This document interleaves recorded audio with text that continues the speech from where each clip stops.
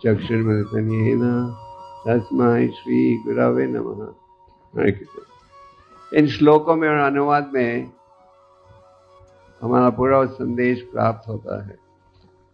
तात्पर्य में प्रभुपाद जी कहते हैं कि आध्यात्मिक जीवन में आगे बढ़ने के लिए हमें प्रामाणिक गुरु की शरण लेनी चाहिए कि उनसे दीक्षा ग्रहण करनी चाहिए।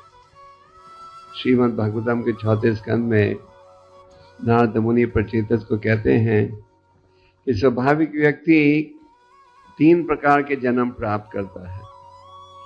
पहला जन्म है जब वो माता के गर्भ से जन्म लेता है, और इस जन्म को कहा जाता है शोक्र जन्म।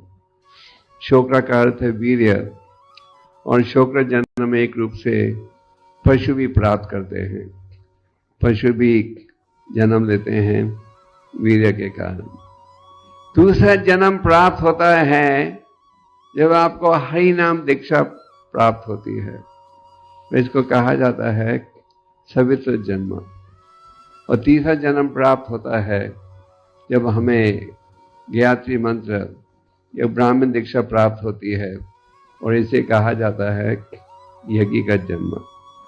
चैतन्य महाप्रभु जी ने भक्ति का उपदेश देते हुए सनातन गोस्वामी से कहा कि पहले कदम में हमें प्रामाणिक गुरु की शरण लेनी चाहिए।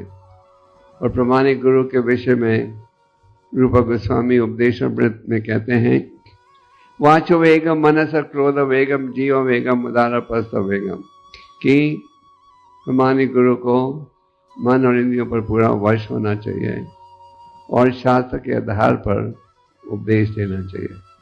तो पहले कदम में हम प्रामाणिक गुरु की शरण लेते हैं, सेवा करते हैं, फिर दीक्षा लेते हैं।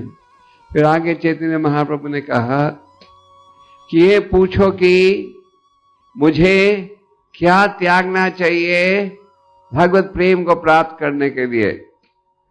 जिस प्रकार साधारण स्थिति में अगर मान लो आप